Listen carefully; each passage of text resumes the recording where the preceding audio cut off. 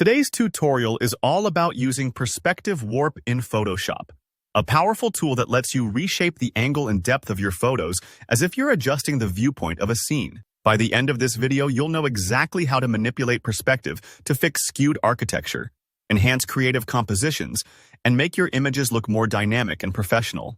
Let's dive right in. First, we'll start by opening Photoshop. I know this seems basic, but it's always good to begin with a clean slate. So make sure you have Photoshop fired up and ready to go.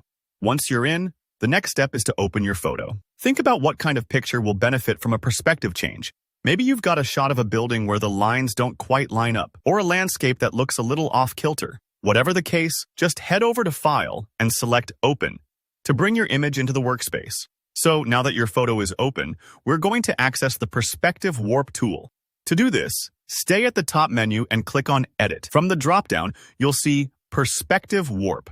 Go ahead and select it. Don't worry if it looks a little unfamiliar. Photoshop will guide you through the process by highlighting your image, ready for the next step.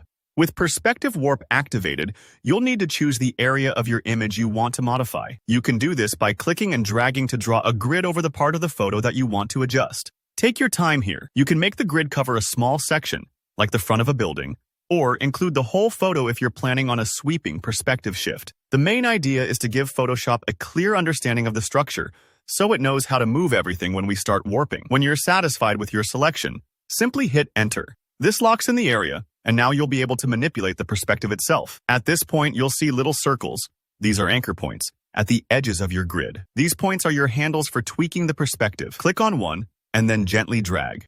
You'll notice your image begins to shift as if you're physically tilting the camera or standing in a different spot. If the change feels too extreme or the edges get a bit wobbly, just slow down. There's a real art to subtlety here, especially if you want your photo to look natural after the edits. Sometimes you might want to turn a wonky building upright or make a landscape stretch out a little wider. If you're new to this, imagine the Perspective Warp tool like transforming a piece of paper. You can tug at the corners to make it appear thinner or fatter, just like how camera angles can dramatically alter the feel of a space. So experiment with dragging different points and watch how the image responds. If you don't like something, you can always undo or adjust the anchor point again.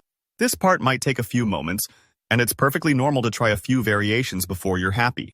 Once you're finished making your changes, don't forget to commit the transformation. Just press Enter again. Take a close look at your finished image and notice how the Perspective Warp has adjusted the overall composition.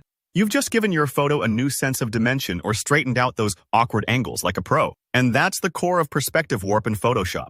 If you found this tutorial helpful, please give it a thumbs up. And if you have any questions or want to share your own examples, drop a comment below. I love hearing how you all use these techniques. Don't forget to subscribe for more Photoshop tips and creative tutorials. Thanks for watching, and I'll see you in the next video.